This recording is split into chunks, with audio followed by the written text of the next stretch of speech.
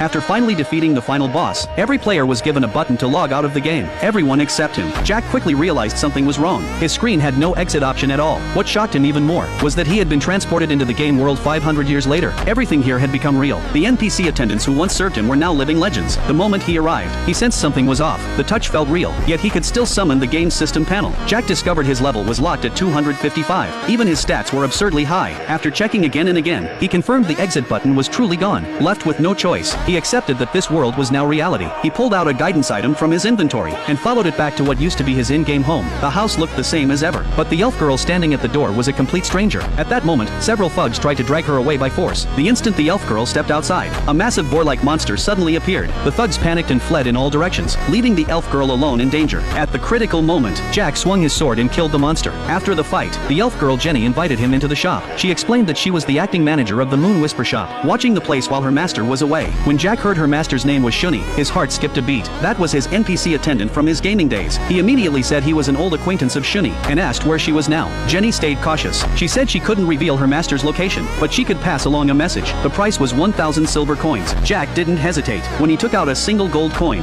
Jenny's expression changed instantly. The ability to store and retrieve items from thin air belonged only to a handful of racial kings. Jenny urgently asked who he really was. Jack said he was just a normal adventurer. His race was high-tier human. Jenny was stunned. High-tier humans had gone extinct 500 years ago. This left Jack deeply confused. To learn more about this world, he gave the gold coin to Jenny and said the elf race could make better use of it. Jenny froze in place. She never expected him to see through her disguise. The concealment magic on her had been personally cast by her master. Ordinary people could never detect it. Jenny hid her identity because she possessed a cursed body. Once she left the shop's barrier, monsters would be drawn to her without fail. After learning the truth, Jack decided to help her. He used his analysis skill and confirmed the curse came from her cursed body title. He then attempted a purification skill. As light flashed, the curse shattered instantly. Her hair, once seen as a symbol of the curse, returned to a beautiful silver white. Jenny burst into tears at the sight. They stepped outside the barrier to test it. No monsters appeared. To thank Jack, she handed him her master's letter of introduction. She said it would save him a lot of trouble. Jack later brought the letter to the human kingdom. He quickly realized how powerful it was. It let him skip lines everywhere, and even granted him direct access to the king. Jack first registered at the Adventurers Guild. That way, he could explore the world while waiting for news. After receiving his adventurer ID, he accepted his first mission. He was sent to gather herbs in the monster forest. This was the only quest beginners could take, but on the way back, he ran into a monster at level 359. It was a skeleton masked knight. This was the perfect chance to test his strength. Jack wanted to know how strong he truly was in this world. After several exchanges, he found himself at a disadvantage. Even stranger, the undead monster wielded a light attribute greatsword. Jack launched several more attacks, but none dealt meaningful damage. His weapon's durability was nearly gone. He could swing it only one more time, so he stopped holding back. He poured everything into his next strike. With a single blow, the skeleton masked knight was completely defeated. From